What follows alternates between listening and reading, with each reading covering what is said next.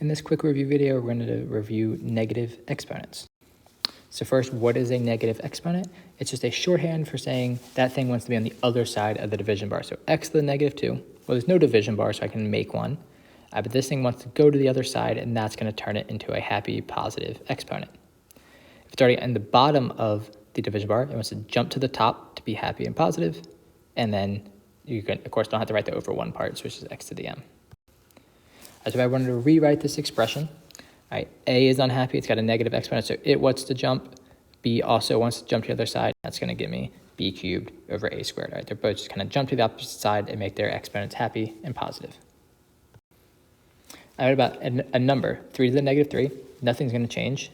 This is going to be a fraction, and it's going to jump to the bottom and turn into a positive exponent. And positive exponents actually have a definition. They're just repeated multiplications. This is 3 copies of 3, and that's 1 over 27.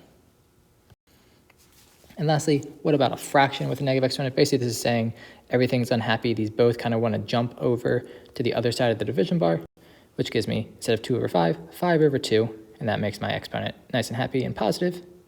And something being squared is the same thing being multiplied, and that gives me 25 over 4. All right, remember, negative exponents just want you to flip things over division bars to make them positive.